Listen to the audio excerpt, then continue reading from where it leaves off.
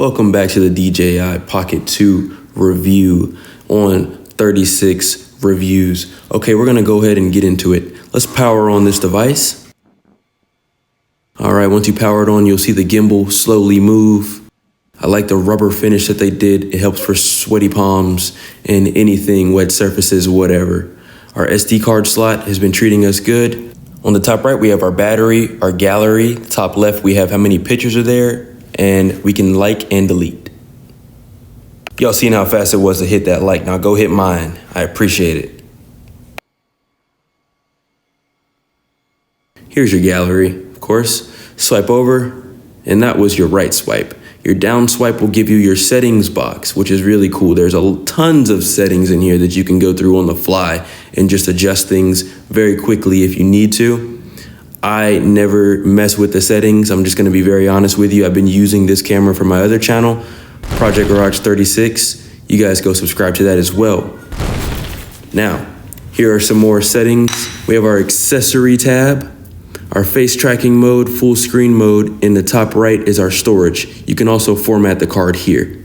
On your left, you have a built-in Wi-Fi, your calibration, and some other cool, useful features that I don't use.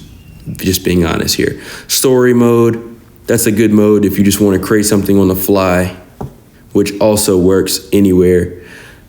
Pano mode, if you want to shoot a very long, gorgeous picture, you would use Pano. Photo mode, of course, which is a 64 megapixel camera. Your video mode, which has 3 video modes. HDR mode, which we skipped, by the way. Yep, HDR mode. And you have your slow-mo, then time-lapse.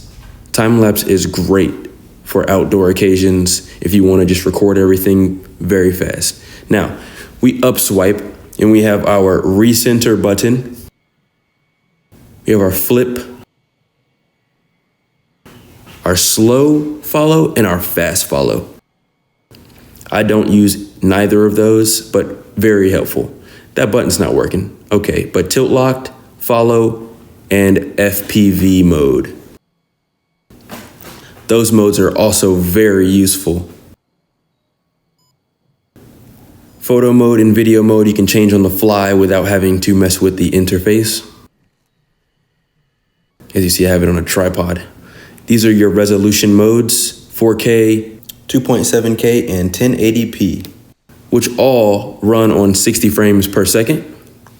And as you see, you can adjust the FPS on each frame mode. Now, here is 1080p in video, 60 frames per second. All right, and now we're gonna go ahead and switch over to our 2.7K at 60 frames per second. Now 4K, 60 frames per second. Nice. Okay, I always use 4K and I render the videos out and they usually come out about 1080p. Not sure what's going on there, but I know you have to have a special lens. Let's power this thing off and head into the garage. All right, we made it to the garage. Let's get our lightning adapter on this DJI Pocket 2. They made it very easy to slide off the adapter piece. So let's go ahead and pop that off. Pop. And let's slide the new one on, and here we go. Yeah, I know what you're thinking. I'm gonna cut my nails very soon, after this video actually. Now that the piece is on, we can connect our phone, and it'll instantly pop up with this app here. This app will give you all the good features. Like here, you have your story mode, same thing, same modes as the camera, but a little bit extra added features. Pano Mode, which is also great for long pictures as well. Again, your photo mode. You have a video mode, HDR video mode, slow motion, time lapse, and our hyperlapse. Very useful tools to use. And up top, we have our battery life, storage, and the camera flip. And that wraps up the DJI Pocket 2. If you enjoyed this video, please give it a share, a like, and subscribe my video, please. Thank you.